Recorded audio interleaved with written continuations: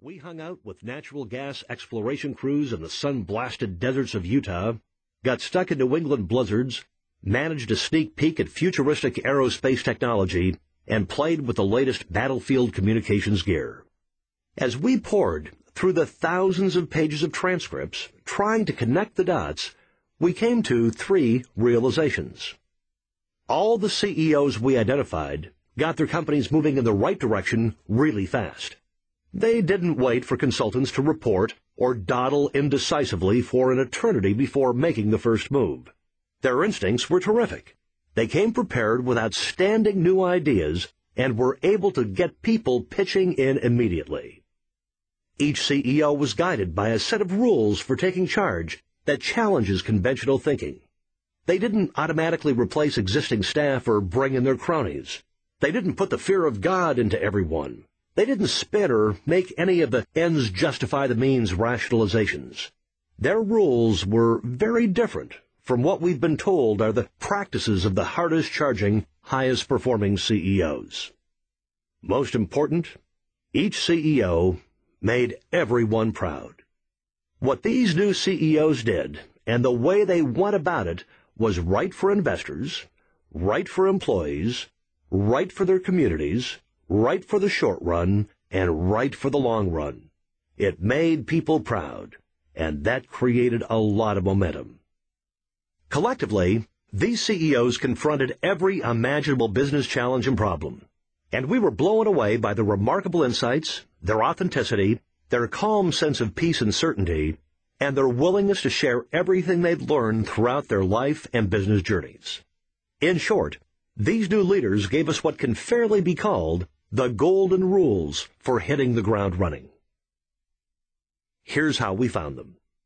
We studied the performance of all the CEOs who'd taken charge of the largest 1,000 publicly traded companies in the United States. Collectively, these companies generate more than $12 trillion in annual revenues and account for more than 80% of the total economic activity generated by all 11,000 public companies in the nation. We didn't include any privately held companies because they're notorious for holding their financial cards close to their vests.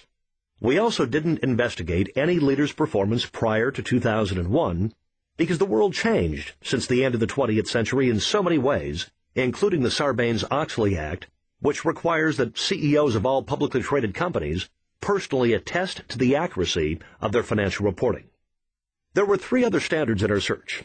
The CEOs had to have been on the job for at least 3 years, the companies had to be clean, and the CEO had to still be on the job. It can sometimes take a few years to implement change and realize its full financial impact. We didn't want to write about companies that dump toxic waste in people's backyards, and if the CEO had left the company, he'd probably be unwilling or unable to talk openly about his time in charge. The best way to measure the performance of a CEO and compare one to another is to calculate the total amount of economic value they've created. We defined economic value as the sum of the profits generated, dividends paid, increases in sales and profits, and the increase in the company's share price during the CEO's tenure. Between 2001 and 2007, the average Fortune 1000 CEO who'd been on the job for at least 3 years and was still in the chair managed to increase his company's revenues by 55%, earnings per share by 68%, EBITDA, the earnings before interest, taxes, depreciation, and amortization, by 164%, and net profit margins by 5%. The CEOs who made our cut include people who took over companies because of death, retirement, resignation, or the poor performance of their predecessor, and each far outperformed the average CEO performance. The CEOs we identified almost doubled revenues, more than tripled earnings per share, nearly tripled EBITDA, and doubled their company's net profit margins. The nation's best-performing CEOs, 2001 to 2007. Patrick Hasse ended a streak of 10 consecutive money-losing quarters after he took over troubled Allegheny Technologies.